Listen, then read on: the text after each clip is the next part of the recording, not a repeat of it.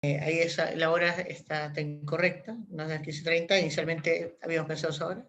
Vamos a ver lo que es el reconocimiento, vamos a ver la medición de los beneficios, los tipos de beneficios que se calculan, que eso es la primera parte, ¿me entiendes? Si yo, aquí vamos a ver lo que necesitamos reportar, qué se debe reconocer. Después vamos a ver cómo se mide esto, que es súper relevante. Después, cuál es el alcance, a qué tipo de beneficio aplica. Y finalmente dejamos la parte un poquito más densa, más árida, que es el cálculo actuarial propiamente tal. Entonces, vamos a ir en ese orden y vamos a ir interactuando, ¿ya? Entonces, aquí me preguntó cuál es la referencia técnica. Ah, ya, mira, interesante ya. Mauricio Castañeda preguntó algo que me parece interesante destacarlo. Hay un párrafo en la NIC 19 que habla que las variables actuariales deben ser revisadas por un actuario calificado una vez al año. Hay un párrafo, de ahí lo puedo buscar y te lo puedo enviar, Mauricio, sin problema. Ahora vamos a explicar y vamos a entender las bases del por qué, en el fondo. Porque más que lo que dice la norma, al explicar esto se van a dar cuenta del por qué. Entonces, nosotros ¿qué tenemos? Como estamos nosotros, en lo que debemos reconocer, las empresas, las personas las contratan con dos elementos, a cambio de una renta, ¿cierto? Una renta es un pago por su trabajo y además un plan de beneficios, ¿ya? Ustedes podrán decir, oye, mi empresa no tiene un plan de beneficios. En general, en casi todos los mínimo que inclusive la legislación americana, que tiene que ver con una indemnización frente al despido, ¿entienden? Entonces, algunos es muy bajo, otros más alto, dependiendo del país. Me ha tocado ver realidades de Ecuador, Colombia, distintos países. Entonces, hay un cierto pago al despido. Hay otras empresas que además dicen, oye, las personas cuando llevan cierto tiempo, yo también les voy a pagar cuando las personas renuncian. Porque en el fondo es una forma de retención. Entonces, la empresa le entrega una renta y además un plan de beneficios. Entonces ahí empieza el tema, porque esta normativa dice, perfecto, tú entregas un plan de beneficios, pero ese plan de beneficios es un derecho que el trabajador va adquiriendo en el tiempo. Y lo que necesitamos, como es una obligación que se va a dar en el largo plazo, que se vaya devengando ese derecho periodo a periodo. Entonces de ahí surge, aquí empezamos con, ahí empezamos en realidad. Entonces, porque el costo total de un plan de beneficios es la suma de ciertos conceptos. Y aquí, ¿qué tenemos?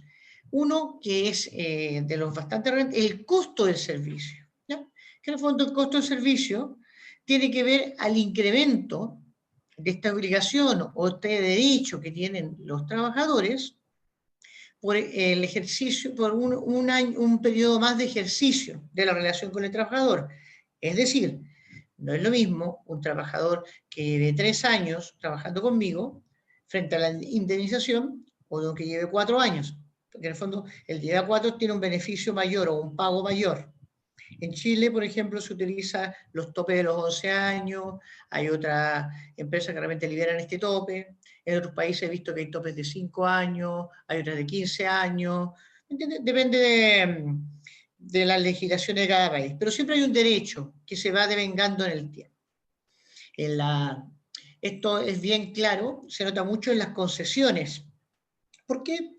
Porque las concesiones, cuando uno se adjudica una concesión ya sea portuaria, una autopista, una construcción de algo, uno comienza con un grupo de trabajadores y sabe que al término de la concesión va a tener que pagar la indemnización por salida, por despido a los trabajadores.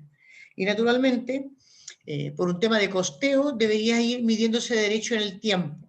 Ahí es súper claro que ese derecho se va devengando. Entonces, en general, eso es lo que refleja el costo del servicio.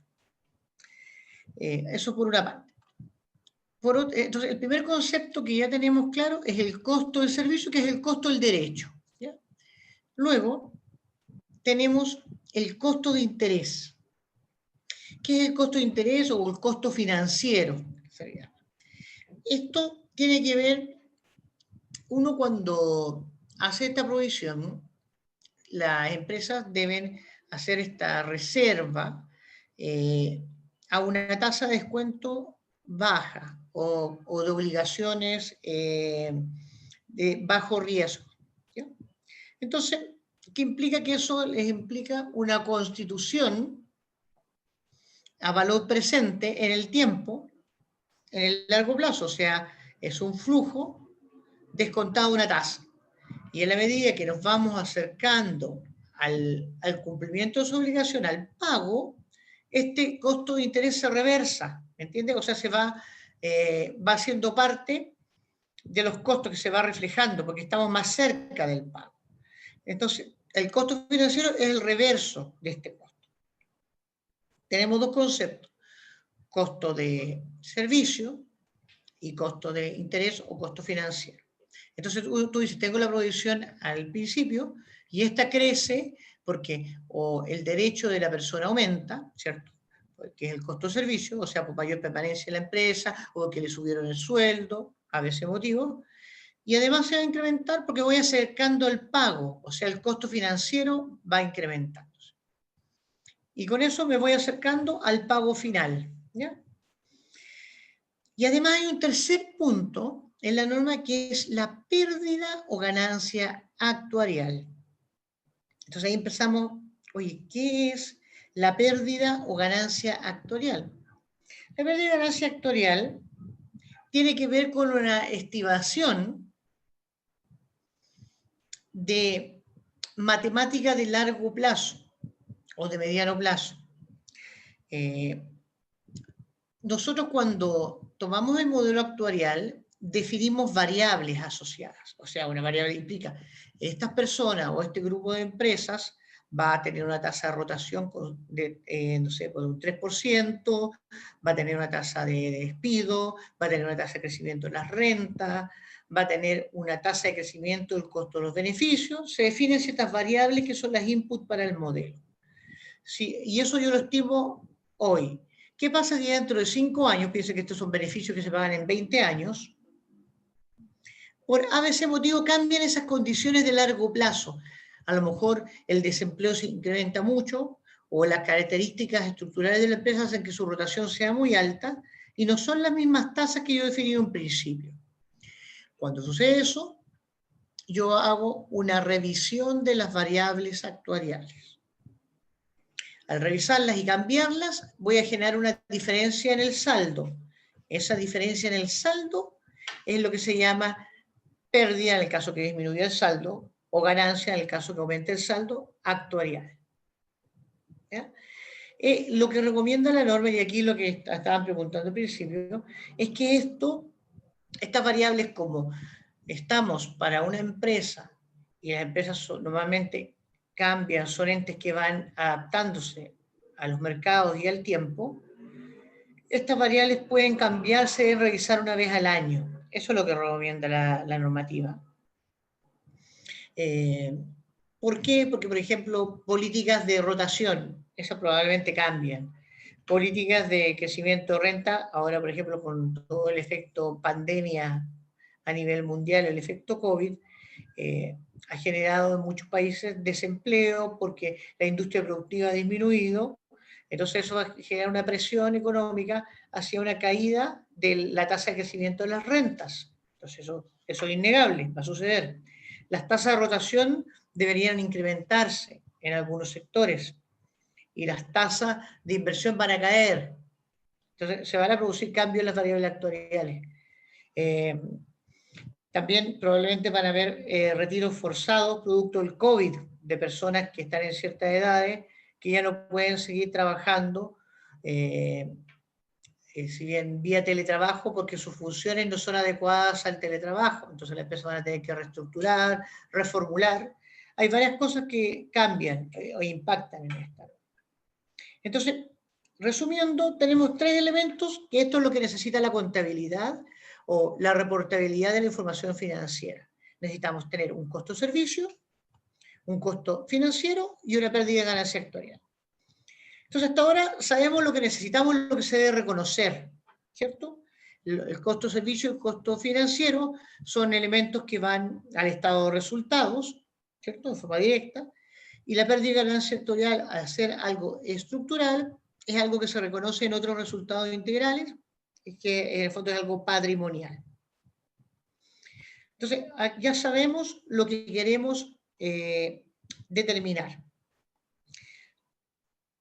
Entonces, ahora viene la explicación de por qué, porque eso yo podría decir, oye, a lo mejor para eso necesito un polinomio, un modelo Logit, un modelo ARMA, un modelo exponencial, ¿cierto? Uno podría pensar, oye, ¿por qué necesito la técnica actuarial? Y aquí viene la explicación. La técnica actuarial es una técnica que proviene del mundo de los seguros. Esto ya partió por dos líneas en Inglaterra, que esto sucedía cuando los dueños de barcos tenían un naufragio y perdían todo. Entonces ellos empezaron a medir la probabilidad de que ocurriera un evento que tenía que ver con el tamaño del barco, con la antigüedad, con el tipo de mantención que tenían, y así empezaron a generar modelos. Por un lado, que de ahí surgen todos los seguros generales. Y por el otro, la otra línea, la línea de pensiones en Alemania, que son los modelos de pensiones que tenían los alemanes. Entonces son las dos líneas que partieron en 1800 y tanto, y que empezaron a generar estos modelos de valoración. Entonces, un modelo actuarial es un modelo matemático, ¿ya? Aquí hay que meterse en los números matemáticos, que tiene un alto nivel de complejidad, ¿ya? No es porque lo diga yo, pero es algo complejo, pero no imposible, ¿ya? Y esto permite, estos modelos buscan explicar el comportamiento esperado de un plan de beneficios. Estos son los modelos que se utilizan para la tarificación de seguros de vida, lo usan las compañías de seguros, para proyectar las provisiones de pensiones, para los seguros generales también se utiliza. Entonces siempre se utiliza este tipo de... Porque, ¿cuál es la gracia?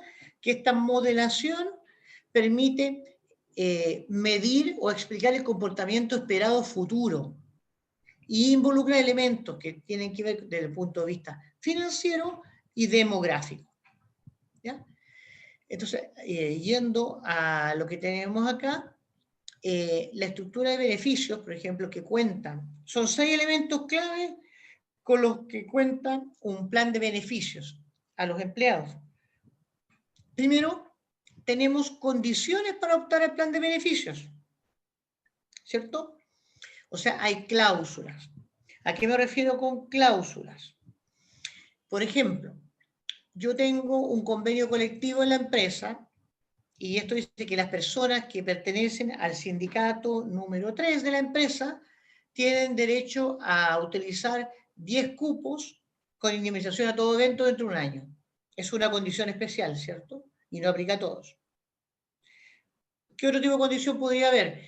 Que si la persona cumple 50 años, por ejemplo, siendo mujer, o 60 siendo hombre, para incentivar el retiro, se les paga lo mismo, en el caso de renuncia o despido, se les paga el mismo monto. Entonces así incentiva a que la persona esté dispuesta a renunciar o a retirarse de la empresa a ciertas edades y así permite la renovación de la empresa. Entonces, ese tipo de cláusulas hay muchas, hay cláusulas de cuota portuaria, y así, entonces uno dice, oye, tengo aquí un grupo de cláusulas que interactúan y no son todas a la vez para distintas personas. Punto 2. En las empresas existe rotación del personal, tanto por despido como por renuncia, y entonces, ¿qué pasa? Estas rotaciones son diferentes, ¿cierto? En una empresa versus otra. Son diferentes entre los grupos o estamentos que componen la empresa. Por ejemplo, el rol privado, que es la alta gerencia, probablemente tiene una rotación distinta a lo que es el rol general o a los profesionales. También está todo el fenómeno de los sub-30. Generalmente La gente menor de 30 años tiene una rotación más alta que las personas ya mayores, porque están escogiendo su futuro, está la tendencia de viajar mucho, es distinto. Entonces, esos elementos yo tengo que poder conjugarlos en el modelo. Entonces, ¿qué tenemos? Condiciones distintas, índices de rotación por personas distintas. Hay una expectativa de la variación de las remuneraciones o del costo de los beneficios en el caso que tengamos bonos u otras cosas, distintas también por estamento, por sexo, hay distintas formas de clasificarlo. Por otra parte, la mortalidad de los trabajadores. Acuérdense que en una empresa tenemos personal femenino y masculino. Y sus mortalidades son distintas. La mujer vive más que los hombres en general, en casi todos los países, una diferencia como de 4 años. ¿Ya? ¿Qué más tenemos a considerar? La tasa que debe ser empleada para descontar los flujos de pago futuro. ¿Por qué es importante esto? Como son los beneficios que se valorizan, estamos hablando de duration de 20, 15, 17 años, es relevante la tasa de descuento que se utilice, porque si la tasa es muy alta, vamos a bajar bastante el pasivo. Entonces, es importante. Y además, yo lo podría tener segmentado por distintos grupos, porque, por ejemplo, podría tener un grupo que sea un grupo que, por ejemplo, que yo tengo un grupo de personas dentro de la misma empresa que van a permanecer hasta que se jubilen, por ejemplo, y otro grupo que esté por un contrato, por un proyecto. Entonces, unos van a tener una duración más larga que los otros. Entonces, ahí tengo que calcular tasas diferentes. Y número 6, el eventual rendimiento financiero esperado de los activos. En lo que es la realidad de Chile no lo he visto, pero me tocó verlo en Guatemala y en otros países más, en Colombia había algo, que estaba indexado el mismo, este fondo al rendimiento de un activo financiero, y esto hacía que el fondo creciera si el activo financiero subía. ¿Ya? Entonces, si se fijan, tenemos 6 elementos distintos que no están correlacionados de forma directa y que interactúan para poder operar con este modelo. Entonces, lo utilizado para esto es la técnica actuarial, la que reúne todos estos elementos. Entonces, es por eso que se utiliza la técnica actuarial, porque la técnica actuarial reúne o conjuga todos estos elementos dentro de un solo modelo. ¿Ya? ¿Alguna consulta al respecto o me explayé mucho la técnica actuarial?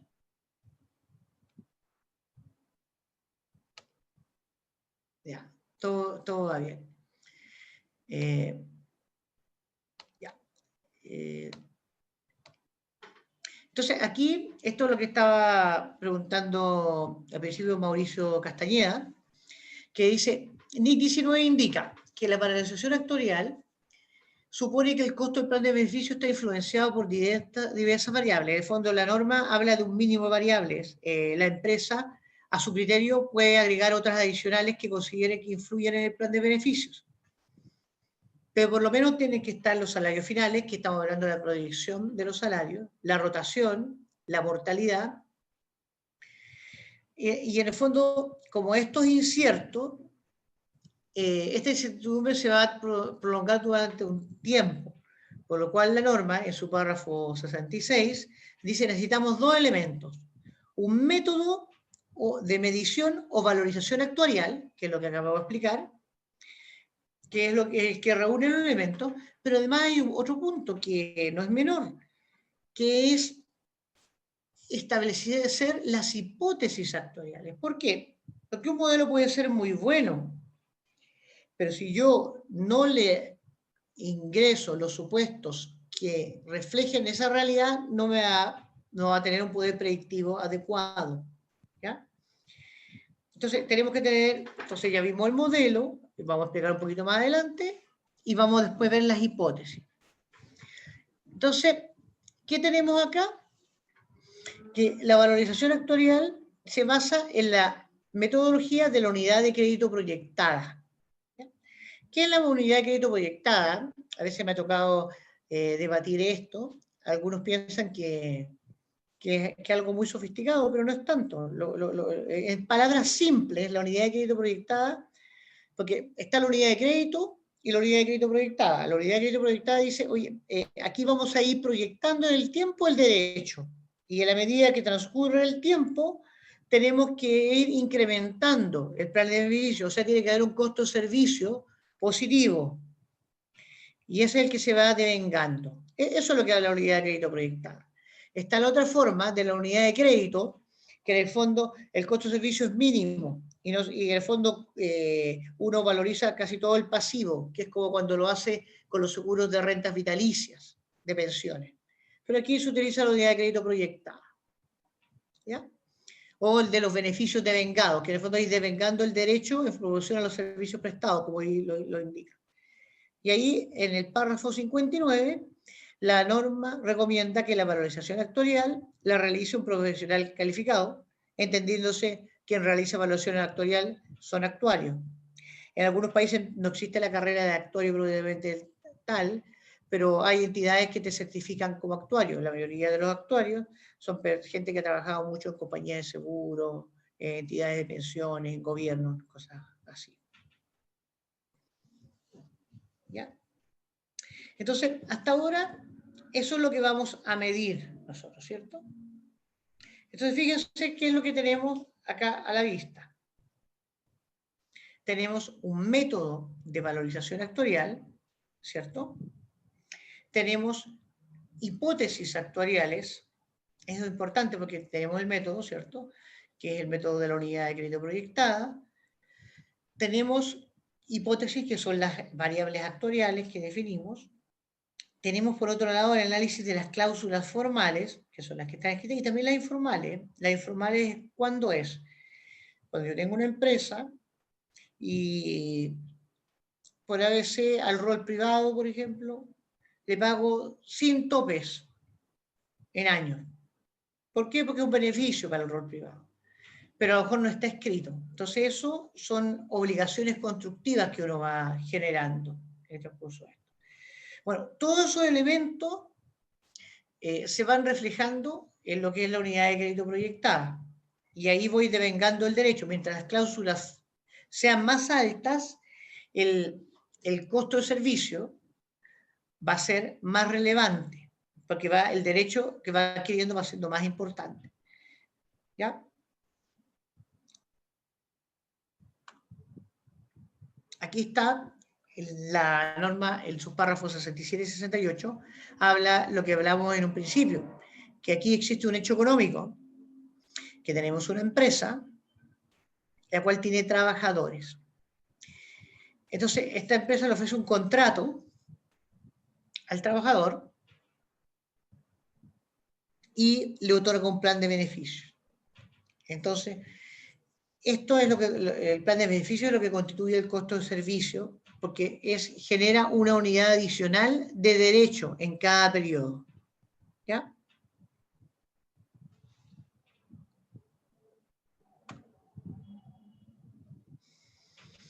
Entonces, ¿qué son los beneficios a los empleados?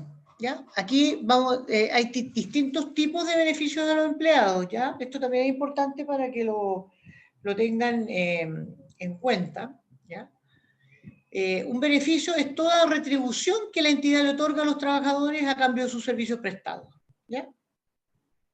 Y hay 4 tipos, la norma define 4 tipos de beneficios a los empleados, que están los beneficios. Ahí había una pregunta, parece. No, parece que no. Define 4 tipos de beneficios, que son los beneficios de corto plazo, los beneficios post-empleo, los otros beneficios de largo plazo y los beneficios por cese. Entonces, aquí vamos a ver cuál de esos beneficios están dentro del alcance de la norma y el por qué, o dentro del cálculo actuarial probablemente tal. Entonces, tenemos beneficios a los empleados de corto plazo. ¿Cuáles son los beneficios de corto plazo? Son aquellos que son distintos a los beneficios por cese. Beneficio por cese es cuando yo cierro una operación. Por ejemplo, voy a cerrar una planta. Por ejemplo, ahora en tiempos de COVID es bastante común eso, ¿entiendes? Cierro por tal cosa, porque no puedo, por ejemplo, una cadena de restaurante, voy a tener que cerrar ciertas operaciones porque no voy a poder atender a público en el mismo lugar. Entonces, los beneficios de corto plazo son aquellos beneficios que yo pago los próximos 12 meses. ¿Cuáles? Las vacaciones, ¿cierto? Es un beneficio, porque dentro del contrato la persona tiene derecho a vacaciones, ¿cierto? A lo mejor está el bono de fin de año, los aguinaldos, todas esas cosas son de corto plazo, ¿ya? Pero son beneficios no empleados, ¿ya? La pregunta es ¿por qué no se provisionan actuarialmente? Porque en estricto rigor, el cálculo actuarial, la diferencia con un cálculo normal, no actuarial, va a ser casi cero porque es dentro de los 12 meses. ¿Entiendes? Entonces el efecto es mínimo. Entonces la normativa dice, oye, dado que el efecto es mínimo, no apliquemos cálculo actuarial al caso de corto plazo. Por otra parte, están los beneficios post-empleo. ¿Qué características tienen un beneficio post-empleo? Que es aquel que se paga una vez concluida la relación laboral. Despido, renuncia, jubilación, muerte, invalidez. ¿Cierto? Ya. Eso sí tienen un cálculo actuarial. ¿Por qué? Porque son beneficios que se ejercen. Hay otro grupo que son los otros beneficios de largo plazo. ¿Ya? Y aquí, dentro de los otros beneficios de largo plazo,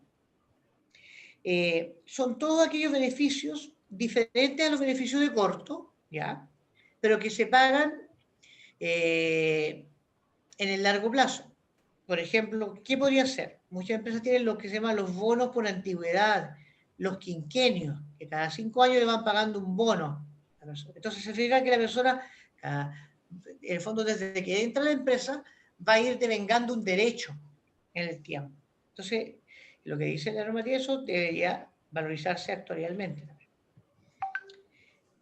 Luego tenemos los beneficios por cese. ¿Ya? Los beneficios por cese son otorgados por una entidad como consecuencia de una decisión de terminar con una área o una faena. ¿Ya? El beneficio por cese generalmente es un beneficio que se sabe en el corto plazo. Uno nunca planifica los cierres de una faena, una obra, uno lo planifica para los próximos 12 meses, ¿me entiendes? Entonces uno ya sabe las indemnizaciones que va a tener que pagar, lo tiene claro. Es por eso que no se provisiona actuarialmente. Inclusive sabe los nombres de las personas que van a salir. ¿Ya? Es más que nada por eso. Entonces siempre el concepto, para que a ustedes les quede claro, del tema actuarial es cuando hay incertidumbre, cuando yo no sé a quién le va a tocar, qué va a suceder. Y cuando es largo plazo. Son los dos elementos que dicen, oye, esto es actuarial, claramente. Entonces, resumiendo, hay dos grupos de beneficios que vamos a tener con cálculo actuarial. Vamos a tener los beneficios post-empleo, ¿cierto? En los cuales tenemos la indemnización a todo evento, que en el fondo es cuando a partir de cierta edad o cierto grupo o cierta antigüedad, a la persona se le paga tanto por renuncia como por despido, en ambos casos. Cuando hay bonos por jubilación, que también eso es interesante, que por ejemplo, cuando la persona, digo, si tú ejerces la jubilación, la compañía te va a aportar con cierto monto, no sé, $20.000, $50.000, te va a depender del tipo de empresa. Planes de beneficios definidos, ¿ya? Que en el fondo ese es el que estamos hablando, planes de beneficios definidos. Planes de aportaciones definidas. ¿Cuál es una aportación definida?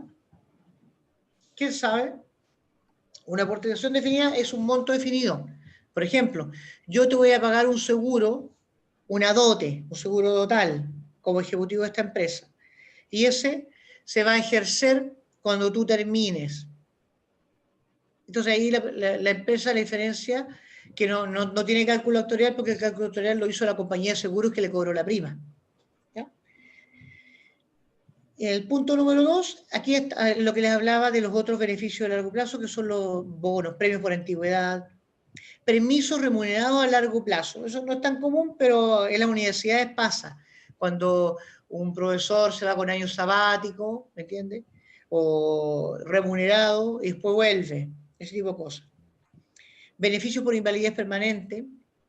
A veces hay empresas que a pesar que la persona tiene algún tipo de invalidez, le permiten reubicarse y seguir trabajando. Hoy día eso se da mucho con el tema de la inclusión. Entonces eso, como es algo adicional, se fijan a lo que tendría normalmente, es un beneficio. Entonces eso también hay que valorizarlo actualmente cuando sí existe. ¿Ya? Hay participaciones en beneficios, bonos especiales con respecto al resultado, que son de largo plazo, no el bono de corto, esto todo es de largo plazo. Entonces esas cosas también hay que ir devengando el derecho. Por ejemplo, me ha tocado ver empresas que tienen planes de retención para su plana directiva a 5 o 10 años. Entonces, a eso sí van a monto actuarial.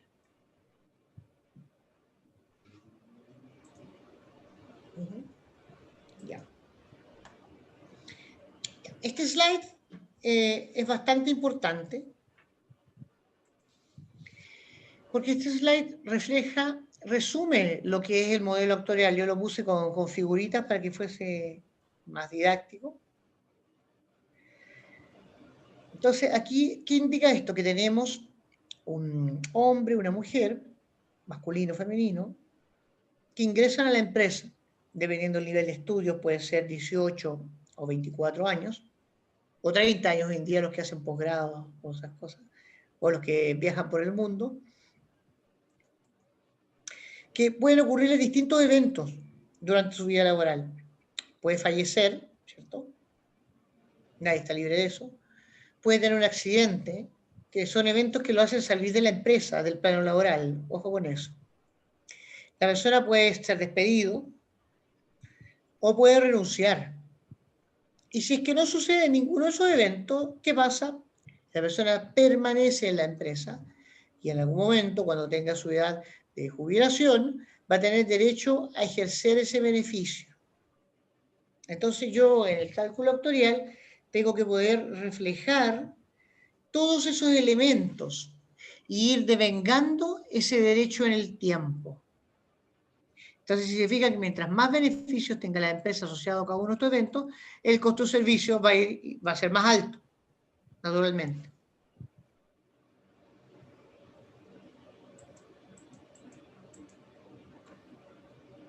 Entonces, ahí vimos lo que era el modelo. Entonces, ahora vamos a ver, ¿se acuerdan cuando dijimos que tenemos un modelo? Pero lo importante, además del modelo, es de poder determinar las variables que determinan el comportamiento de la empresa en el tiempo.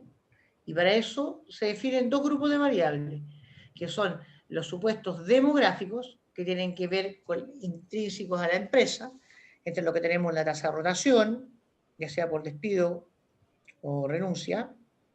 Tenemos la invalidez y la mortalidad. En general, las tasas de invalidez y mortalidad se utilizan tablas poblacionales, porque por los tamaños de la empresa es muy difícil decir que en una empresa A la gente se muere más que lo normal o sobrevive más que lo normal. Y tampoco las personas tienen tanta estadía en una empresa como para poder vincularlo así. Entonces, en general se usan las tablas poblacionales. Por otra parte, tenemos los supuestos financieros. ¿Qué es un supuesto financiero? Un supuesto financiero son supuestos de mercado que influyen en la valorización. Dentro de ellos tenemos la tasa de descuento, ¿cierto? Que más adelante vamos a ver cómo se hace. Los costos de los futuros beneficios, que en el caso que estos bonos, por ejemplo, con quinquenios pueden ir indexados a la renta, pueden tener distintos índices y pueden ir creciendo. La tasa de crecimiento de las remuneraciones, ¿en qué medida crece esta tasa? El último estudio que estuve viendo del Banco Central de Chile hablaba que esta tasa iba a crecer menos del 1% por año, real. ¿Ya? Y la tasa de rendimiento de los activos del plan, en el caso que tu fondo estuviese indexado o tuviese el beneficio de la rentabilidad de algún índice determinado. ¿Ya?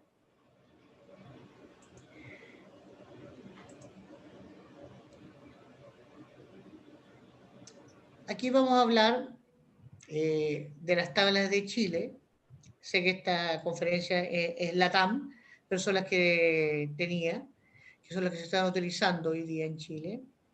También he visto las de Colombia, y en el fondo la lógica para construir estas tablas son muy parecidas en todo lo que es Latinoamérica. Salvo, por ejemplo, tocar la tabla inglesa, que es distinta, que es una tabla truncada. Hay algunas cosas diferentes. Pero estas tablas que tienen los rangos de edades, y fíjense cómo cambió esta tabla. En Chile las tablas se van cambiando cada 5 años. ¿Por qué? Porque se va tratando de adquirir una mayor precisión en las tablas. Fíjense que había pasado en el año 2009, que es la curva en azul, para la mortalidad hombres, versus el año 2014. Fíjense que la mortalidad bajó. Y en el caso del sector femenino, las mujeres, bajó en todos los rangos de edades. ¿Se fijan? Entonces, esto es lo que se le llama, que en el fondo dice, si baja la mortalidad, o sea, por ejemplo, para que usted, aquí hay un número, por ejemplo, para 45 años, ¿qué indica esta tabla? Que si tenemos un grupo de hombres de 45 años, la tasa de mortalidad es 2 por 1000, o sea que si hay 1000 hombres, a final de año van a quedar 998, 2 van a morir de la muerte natural. ¿Ya? Entonces, cuando en la medida que esta mortalidad baja, implica que la longevidad se incrementa, que ese es un problema a nivel mundial, que en todos los países se está incrementando la longevidad y eso está colapsando los sistemas de pensiones en general. Luego, fíjense, ¿por qué les grafiqué la tabla? No es que sea la misma tabla, sino cambié los ejes. Fíjense que en la primera tabla estamos en el rango entre 20 y 45 años, o sea, rango joven, que tenemos un máximo de 2,5 por 1000. ¿Qué indica eso? Que si hay 1000 personas o 10.000, se mueren 25 en el primer año. ¿No? Si pasamos a la siguiente tabla, los ejes ya suben bastante. Tenemos desde el 2,5 por 1000 hasta 35 por 1000. Fíjate que cambió el número y que ese es el rango hasta los 75 años. Estas curvas tienen una forma exponencial, o sea, en la medida que se incrementa la edad, va creciendo la mortalidad rápidamente. ¿Ya? Entonces, y fíjense que para ya edades más grandes o mayores empiezan a converger a los mismos puntos. En general, no es que sea tan así, lo que pasa es que hay poca estadística. Yo digo, las tablas chilenas tienen una información de 30 años más o menos, el sistema partió del año 80, 1980, pero ya con gente funcionando del 90. Entonces tenemos 30 años de información, pero no es tanto así. Hoy día la gente de Hungría y los franceses son las tablas más precisas que hay, porque tienen más información. ¿Ya? Hoy día la longevidad más alta del mundo está en Japón, que por ejemplo en Chile la expectativa de vida promedio entre hombres y mujeres anda en 82 años, en Japón es 95 años. Entonces esto empieza a crecer, a crecer, a crecer, y por eso hay que ir cambiando las tablas, porque si la expectativa de vida, sobrevida es más alta, la provisión va a ser más alta, porque más gente que va a llegar a la jubilación. ¿Entiendes? Ese efecto tiene. Aquí hay una evolución de las tablas. Primero en Chile se utilizaban, del año 81-85, se utilizaban una tabla que se elaboró en base a la población de Estados Unidos, que es la famosa tabla KW70. Después se siguió basando en la información del Seguro Social, información de Estados Unidos ajustada por información chilena. Fíjense que esto fue la tabla 85. ¿Por qué? Porque hasta el año 90 no había mucha gente en los sistemas. Después hubo una transición que se ponderaron tablas, fíjense. Después, el año 2004, se empezó a tomar ya información propia, nacional. Y hoy día, en el año 2000, la última tabla es la 2014, que se supone que es la más precisa. Pero todavía hay que seguir afinando este tema, ¿entiendes? Esto requiere para construir una tabla de mortalidad hay que tabular mucha información, hay que hacer bastante análisis de outliers. Outliers son elementos que se salen de la media, de la muestra, y tienes que sacarlo porque distorsiona la realidad. Por ejemplo, se va a producir un efecto transiente con lo que es el fenómeno COVID, que probablemente eso va a tener que aislar cierta mortalidad, ciertos grupos, dentro de las tablas futuras. Entonces, como ustedes se fijan, hay hartos elementos asociados. Aquí, por ejemplo, está estas mismas tablas graficando como el comportamiento que tenían. Fíjense, está aquí la tabla de hombres, tenía una curva, y cómo van comportándose las proyecciones de crecimiento de la longevidad. Se van desplazando hacia la derecha. ¿Qué implica eso? Que en promedio la gente va viviendo más. Fíjense, eso es lo que estaba mostrando.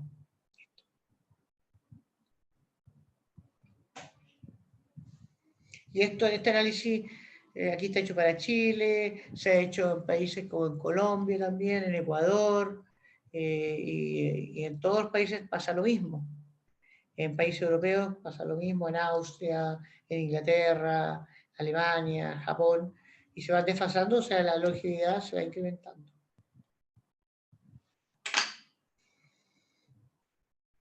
Ahora vamos a hacer un mini ejercicio. Si quieren lo pueden comentar, o si quieren lo vamos desarrollando. ¿Quién sabe cuál es su probabilidad de muerte? ¿O quién la quiere saber? Aquí yo voy a tomar ejemplo Alexis, porque ustedes no están interactuando, ¿no? O si alguien comenta por el chat. Ya. Yo soy Por mortal, ejemplo, Ricardo. ya, Alexis vamos a usar a Alexis de ejemplo para efectos académicos. Mira, Verónica quiere. Verónica. Verónica, ya, Verónica. ¿Qué edad tienes, Verónica? Disculpa que te lo preguntemos.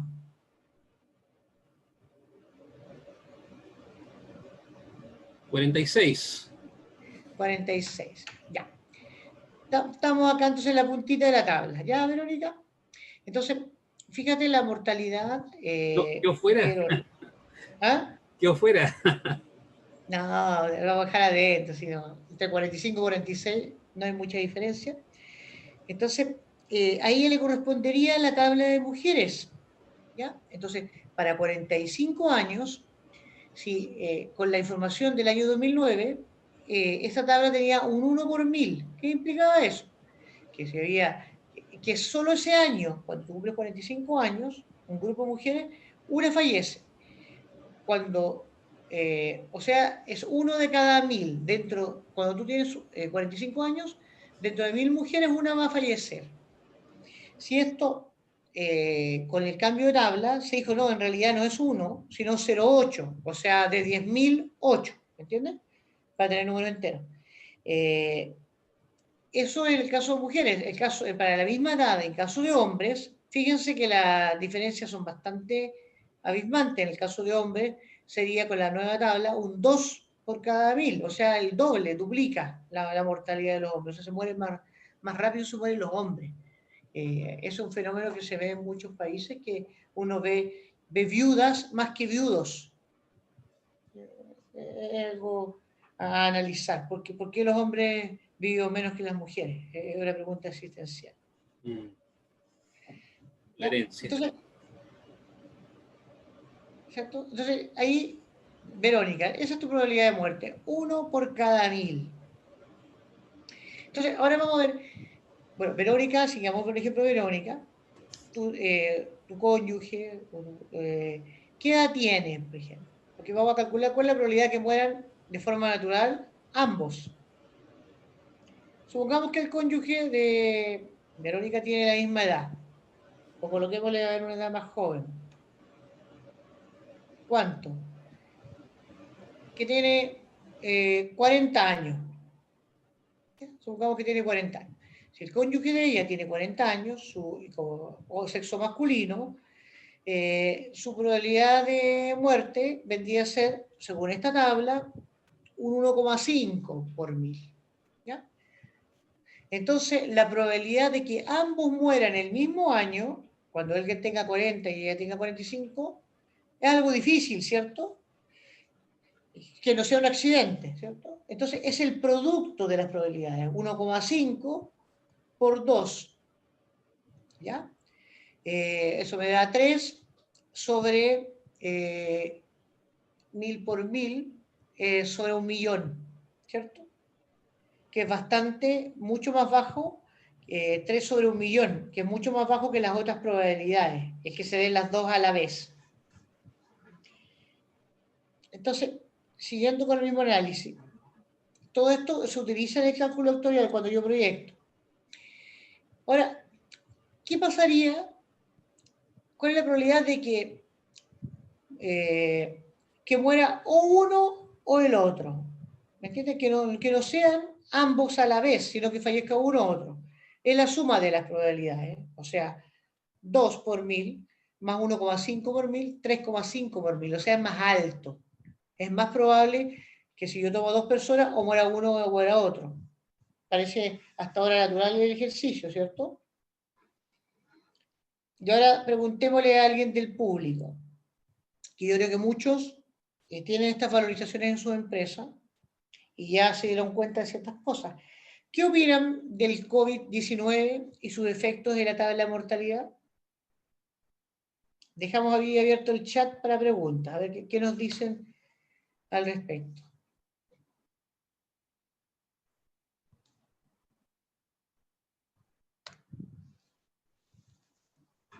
¿Qué opinan? ¿Alguna opinión? El COVID-19, ¿cómo va a pegar el COVID?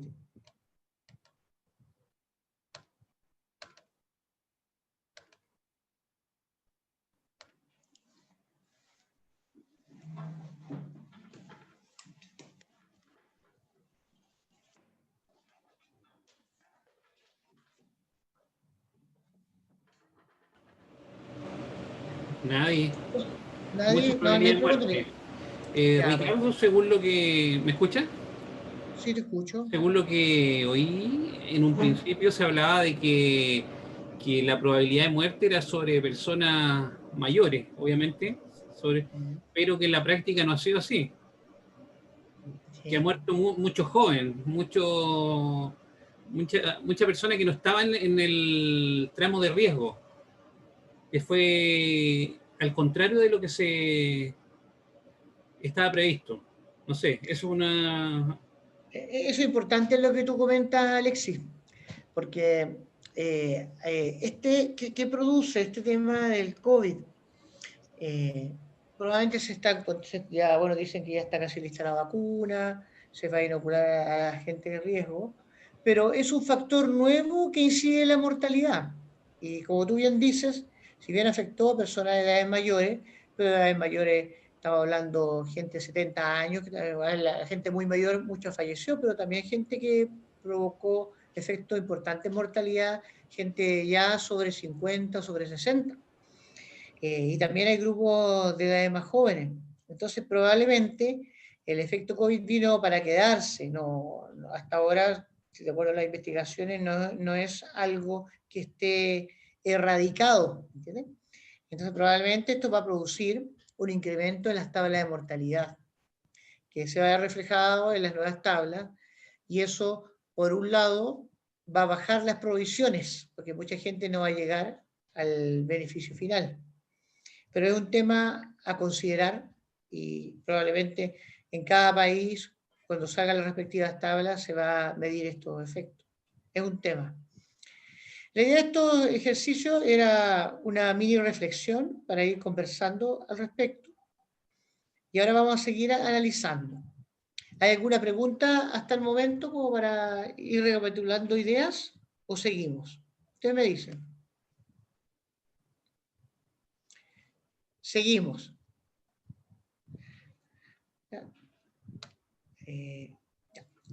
Luego que tenemos la mortalidad, ¿cierto? Otro elemento que dijimos es la rotación. ¿Ya? La rotación es interesante. ¿Se acuerdan cuando yo les hablaba en una empresa o entidad?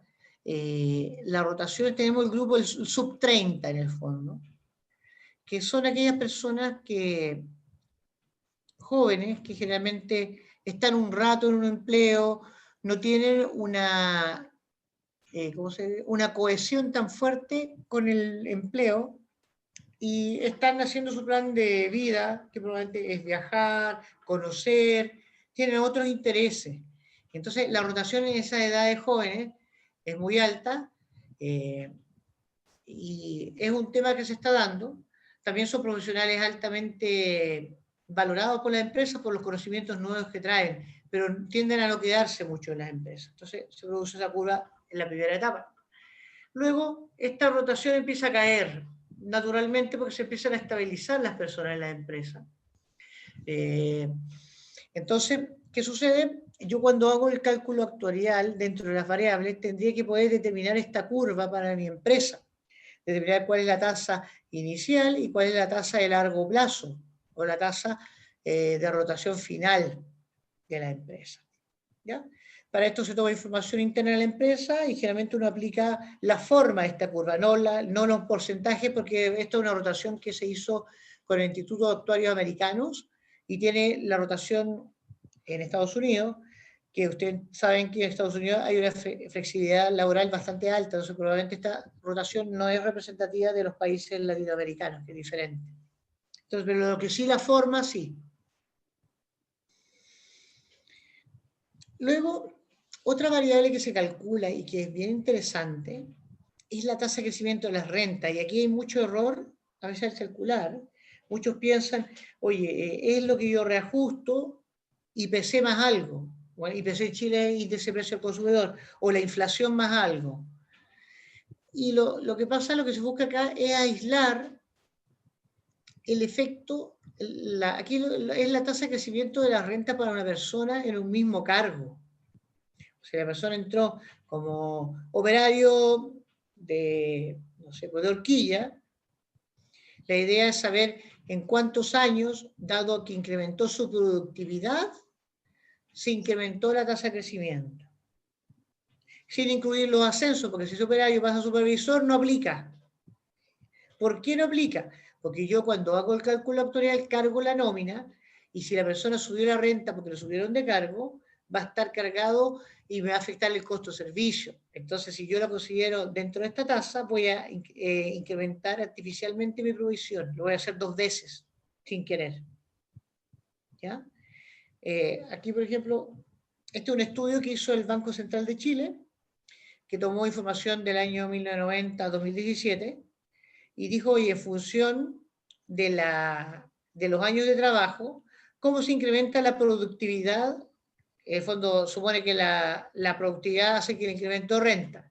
Y lograron determinar que el promedio anual era un 1,75% anual. Es un cálculo muy grueso que se hizo.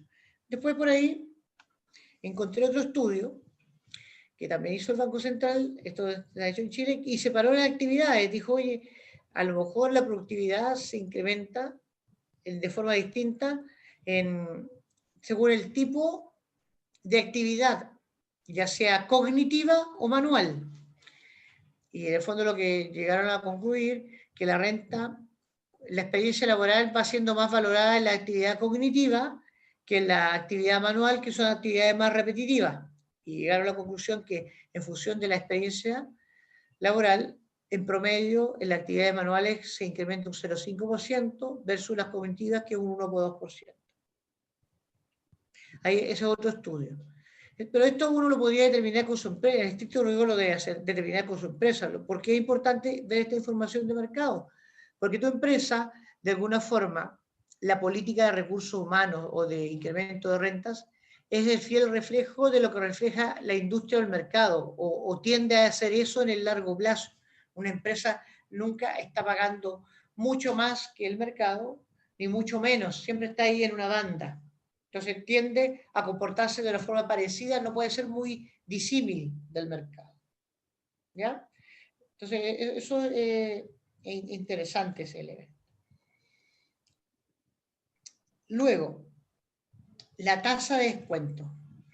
Este es un tema bien interesante, la tasa de descuento, y siempre hay debate acá. Entonces dice, ¿cuál es la tasa que debo utilizar? Esta tasa, para descontar los beneficios por empleo, debe ser en base al rendimiento de mercado, es una tasa de mercado, perfecto. Y debe ser medida al cierre del periodo sobre el cual se informa. O sea, si yo estoy cerrando septiembre, a septiembre, si cierro junio, junio, ¿me entiendes? Hay una tasa spot, ¿no? Y busca emisiones de bonos u obligaciones empresariales de alta calidad. Alta calidad lo deja a criterio. Alta calidad puede ser AA, AAA. A lo mejor para otros A es alta calidad. Pero lo deja el criterio. ¿Ya? Entonces ahí hay que ver dentro del país qué es lo que es considerado por el mercado de alta calidad. ¿Ya? Y después pasa que ahí no aplica casi todos los países latinoamericanos, porque el primer párrafo yo diría que aplica para Estados Unidos y Europa nomás, o tal vez México, puede ser. Dice, en aquellos países donde no exista, y Brasil tal vez, el primer párrafo, en aquellos países donde no exista un mercado amplio para tales títulos, o sea, que no hayan tantas transacciones de ese tipo de instrumentos, o sea, que sea un mercado de capitales pequeño, se debe utilizar los bonos emitidos por el gobierno. ¿Ya? En cualquier caso, la moneda o el plazo de los bonos deben ser consecuentes con la moneda y el plazo estimado de pago. ¿Se acuerdan que yo les decía que había una duración a determinar dependiendo de los pagos de beneficios que podían ser más a corto que a largo plazo? A eso me refería. Entonces, esta tasa depende del duration de los pasivos, el cual se debe calcular. Entonces, por eso debemos determinar en forma específica cuándo estos flujos vencen. Cuando una concesión, esta tasa es más corta, o sea, la tasa es más alta. Cuando no, es más larga. Acá, en el caso particular de Chile, aquí se utiliza, ¿cómo se llama? Una tasa que entrega el regulador. ¿Por qué ustedes dirán se entrega esa tasa y no otra? Porque las emisiones del Banco Central o de los bonos gubernamentales son pocas. Se emiten en plazos de 2, 5 años, cada vez se están emitiendo menos. En cambio, ¿qué hace el regulador? Genera un vector de tasas que revisa las obligaciones de alta calidad y saca un promedio. ¿Ya? A lo mejor en otros países, probablemente en Ecuador debe haber algo así, Alexei, en la Superintendencia de Banca de Seguros o de banca y compañías, que más que tengan algo similar, porque son tasas para poder hacer el calce de seguros. En Colombia creo que también debe haber algo parecido. Entonces, eso es lo que se usa. Bueno, yo también, aquí hay distintos vectores, que son las tasas que uno le permite traer a lo presente estos cálculos. Y la otra es utilizar lo que hay en el mercado, los gubernamentales, y interpolar los plazos. Tampoco es muy preciso, pero es lo que hay. ¿Entiendes? Entonces, dentro de esto, nosotros ¿qué hemos recorrido? Recorrimos lo que era el modelo, los beneficios que aplican en el cálculo actuarial, ¿cierto? Lo vimos, beneficios por desempleo, otros beneficios de largo plazo. Los eventos, en el fondo que tenemos, el modelo de cálculo actuarial, ¿cierto? Que tenemos los distintos eventos por los cuales se gatilla, y las variables actuariales, que tenemos la mortalidad, la invalidez, tasa de descuento, rotación, tasa de crecimiento de los beneficios futuros, tasa de rendimiento de los activos del plan y costo futuro de los beneficios. Vimos cómo cada uno de estos beneficios o supuestos se calcula. Esto es súper relevante la forma de calcularlo. ¿Qué más? La tasa de crecimiento de las rentas. Eso es un tema muy relevante. También afecta. Y en el fondo, estando mal calculado, les pasa a muchas empresas que calculan la tasa de crecimiento de renta muy alto y después cargan los incrementos de renta a las personas y le dan una provisión muy alta y nos explican el por qué. Hay dos personas levantaron, qué bueno que levantan, me gusta cuando me hablan. ¿Quién levantó la mano? Verónica y Osbel. Verónica, te escuchamos.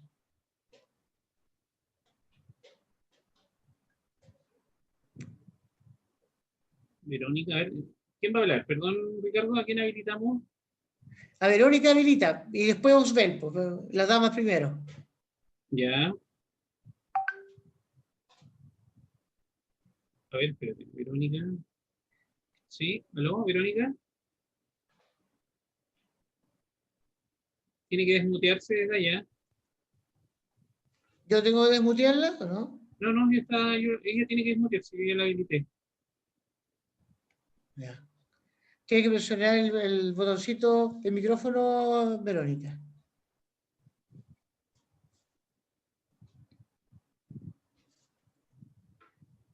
Ya, no, no pasó nada. Vamos a deshabilitar. Vamos a habilitar a otra Verónica. Y Osbel te preguntó. Verónica. Ya, Verónica Leiva. Verónica Leiva, ya. Ah, Verónica, un error. ¿Puede bajar la mano? Sí, pueden pinchar de nuevo y bajar la mano. Ya, deshabilitar. ¿Quién faltaría entonces?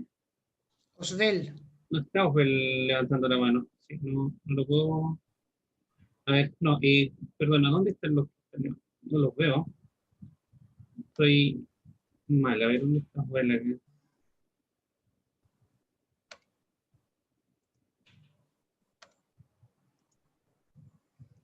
Osbel. Pero se está levantando la mano. A ver, Osbel. Ahí está habilitado Osbel.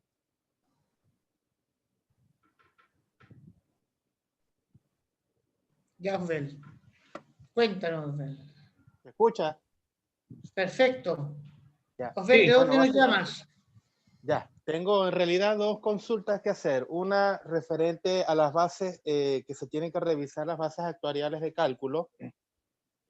Entiendo que por el tema del COVID fue un imponderable porque cuando comenzamos el inicio del ejercicio no sabíamos que esto podía afectar. ¿Podría eso ser una base original? O sea, pudiera ser una base, pudiera ser motivo para determinar las variables de cálculo de la base actuarial aún con las expectativas para el 2021 de una vacuna. Esa sería mi primera Sí. consulta. Mira, eso es muy importante, Osbel, lo que tú estás preguntando. De hecho, estoy viendo dos empresas acá en Chile que ellos tuvieron, porque ellos también ven que el tema de la vacuna no es algo tan sostenible, y muchas personas que están muy cercanos a la jubilación van a salir de esa empresa.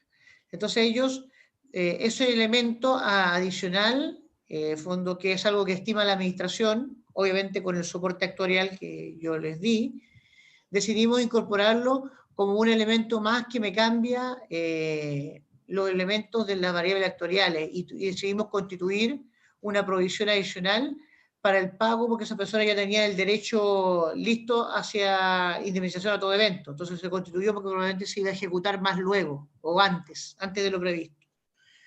Entonces, sí, esto cambia y reconfigura tu obligación actuarial. Eso por un lado.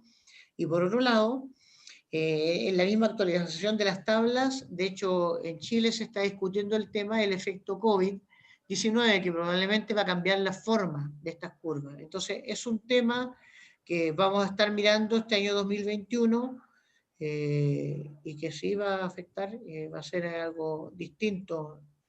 Se puso de moda el cálculo actuarial estos años por esto. Espero haberte aclarado la Sí, consulta, Osbel. sí, Sí, gracias.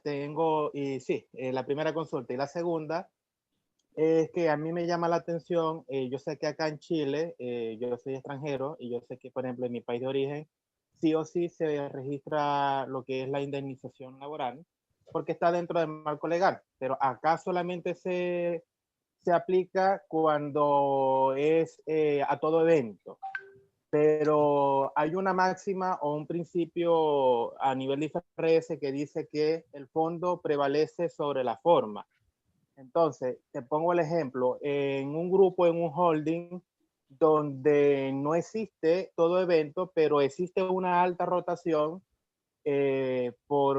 estadísticamente siempre hay rotación elevada y siempre hay indemnización por despido, por desvinculación.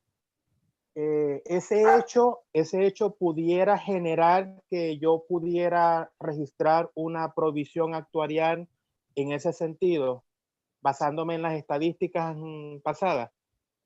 Sí, mira, ese es un tema súper importante lo que tú estás nombrando. Yo también lo he visto en otros países que sí se hace.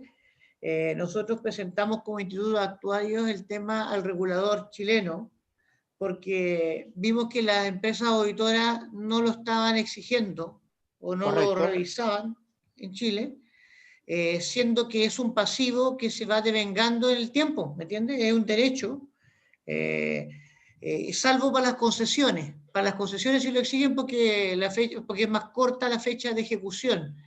Y algunos clientes, a pesar de que no los pedía el auditor, nos han pedido que le hagamos el cálculo para no tomarse con sorpresa en cierto modo, ¿me entiendes? Porque si tienen una rotación muy alta, les va pegando fuerte en su costo de servicio. Entonces prefieren ir reflejándolo o provisionándolo ex ante extracontablemente. Sí, de hecho, yo te complemento en el sentido que, bueno, la responsable de la contabilidad y mi persona, que éramos dos personas extranjeros, una colombiana y yo venezolano, eh, con contabilidades similares, nosotros provisionábamos ese registro y cuando llegó la auditoría, sorpresa para nosotros que nos mandó a reversar esa provisión, aún a pesar de que afectaba el resultado del ejercicio, las desvinculaciones, porque es un tema ya, vamos a decir, prácticamente es una política del directorio rotar, aunque no está escrito en ningún procedimiento, le gusta siempre estar rotando el personal y siempre se producen eh, eh, afecta el resultado del ejercicio, en pocas palabras. Entonces, eso fue lo que me llamó a mí la atención. Voy a dar el otro punto de vista, porque Ricardo tiene el punto de vista, obviamente, de los actuarios, y de hecho un round, ¿cierto?, en el que los actuarios sí indican que esto se debe registrar y las Big Four dijeron que no se debe registrar, ni siquiera partió desde el regulador, sino que las Big Four asesoraban al regulador en mesas de trabajo y dijeron que no. Ya, ¿qué te puedo decir? Mira, si hay una empresa que tiene alta rotación, independiente de que tú lo registres como una provisión, tú generas el gasto igual todos los años, ¿cierto? Lo que no vas a tener es un pasivo. Ya tú vas a ir Claro. generando el gasto todos los años porque tienes esta alta rotación y tasa de despido. Ya que no sería sería bajo otra vía que se va a ir a gasto estos despidos, ¿cierto? Y lo otro que, o sea, técnicamente, ¿cómo lo consideran? Por ejemplo, una indemnización a todo evento es algo que sí o sí se va a pagar, por tanto ya está devengado, Sí, por ¿cierto? supuesto. Eso sí. Entonces, bajo el escenario de que estas indemnizaciones legales, al no ser a todo evento, sino que dependen de una situación X, eh, indicaban que podía ser dependen de un hecho futuro. Si nos vamos a la NIC 37 y hablamos de pasivos contingentes, hablamos de dos puntos que son poca probabilidad o que dependen de un hecho futuro. Entonces, entiendo que estás en la posición del hecho futuro, es decir, dependen o que te despidan o que renuncien. Ya no hay un hecho real en el fondo, no se ha vengado, porque si te despiden, obviamente eh, se paga, se paga la indemnización, pero si renuncia, no se paga. Entonces, ¿cuál es la certeza que va a despedir la empresa? ¿Cuál es el plan? No sé, tendría que haber otro concepto más detallado, más específico, y creo que no lo tienen o no lo hacen. Como para decir, oye, ¿sabes qué? Vamos a despedir a tales personas. ¿Qué pasa en la provisión por reestructuración? Se tiene que generar la expectativa en la gente que está afectada. ¿Cierto, Ricardo? Por ejemplo, no sé, por BNP Paribas, cuando iba a reestructurar el banco, vamos a despedir 3.000 personas en los próximos 5 años. Entonces, Ricardo hablaba de que muchas veces van con nombre y apellido. Entonces, yo creo que por ahí va la discusión de sí y no. Y entonces ahí es donde discuten. ¿Ya? Pero si lo vemos desde el lado del actuarial o de la NIC 37, uno dice, sí, pero hay una probabilidad, hay una situación que es recurrente, entonces se genera una discusión, pero la posición de los auditores lamentablemente es que no. Ya, está bien. No sé. Es así la cosa, y el round no lo han ganado los actuarios todavía. Hay que darle más fuerza al gremio, ¿cierto, Ricardo? Exactamente. Pero eso, gracias. Eso. Ya, gracias. Daniel está preguntando algo, levantó la mano.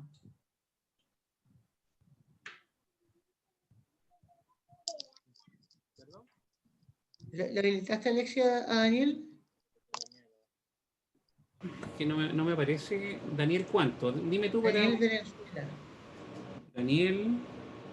Venezuela, con B corta, con V. Y ahí está. Entonces vamos a habilitar para hablar. Y vamos a deshabilitar a Osbel. Ya, Daniel. Buenas tardes. Hola, buenas tardes. Buenas tardes, Daniel. Un poco para complementar la idea que se estaba exponiendo recién, en el caso de una empresa entonces en la que haya un elevado índice de rotación, si los auditores no auspician pues que se provisione el monto de la indemnización, y rescatando un poco la idea expuesta por Alexi, entonces lo mejor en ese caso sería registrarlo en el momento en que ocurra y castigar al ejercicio en el que haya ocurrido el evento. Claro, pues tienes que registrar el despido. Tienes que registrarlo sí o sí.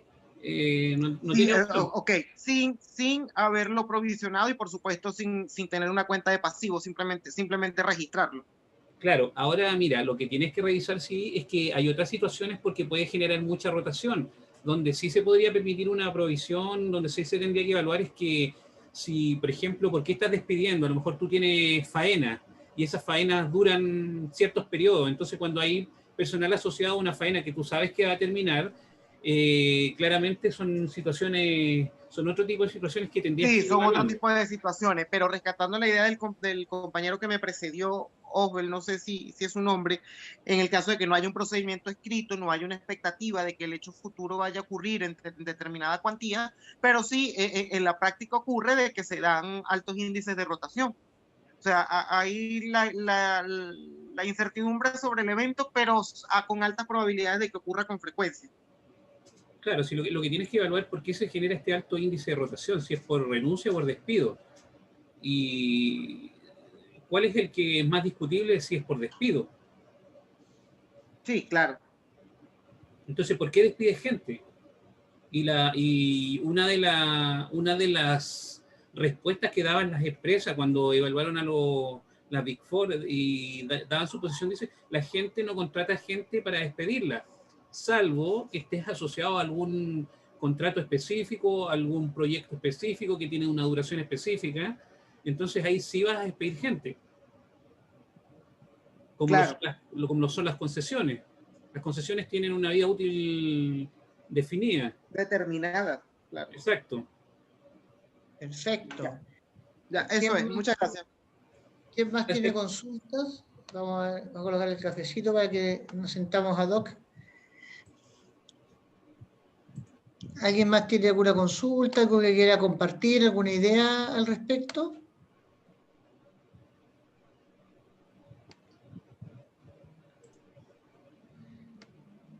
Parece que hay pocas consultas hoy día. Sí.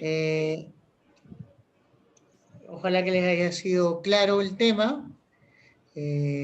Lo que quería destacar acá, que este cálculo es interesante por la importancia que reviste entre los estados financieros. Vale la pena, como decía Alexi, revisar cuando hay proyectos, que también aplica el cálculo actuarial, cuando hay concesiones, cuando hay grupos especiales, cuando hay convenios colectivos, cuando tienen cupos, también aplica. Porque, entonces, por ejemplo, esa empresa que tiene alta rotación que comentaban, si tuviera cupos, aplica cálculo actuarial, ¿me entiendes? Porque el cupo restringe o condiciona el tema. Entonces, hay que hacer aquí un levantamiento y análisis de los contratos siempre, y hay que tratar de asesorarse de la mejor forma posible para que esto salga bastante bien. Para mí ha sido un gusto estar acá con ustedes, poder contarles algo y haber sido un aporte para los que lo necesitaban. Y bueno, para cualquier cosa cuenten con nosotros y ya nos veremos en otro conversatorio actuarial. Muchas gracias a Alexei por esta invitación y a Alexi, así que siempre grato de apoyarlos a ustedes y a la comunidad NIF. Ok, estimado. Muchas gracias, Ricardo. Alexei, no sé si está por ahí. Bueno, eso sería todo. Muchas gracias y nos esperamos hasta la próximo taller que tenemos en enero. Ok, así que estén atentos a la información que se va a enviar. Este taller va a ser subido a nuestro canal de YouTube para que ustedes puedan ir a verlo si es que no se, o puedan compartirlo. ¿Ok? Eso, pues, un gusto, un abrazo y que tengan muy buena tarde. Chao, Ricardo. Chao, bye. Chao.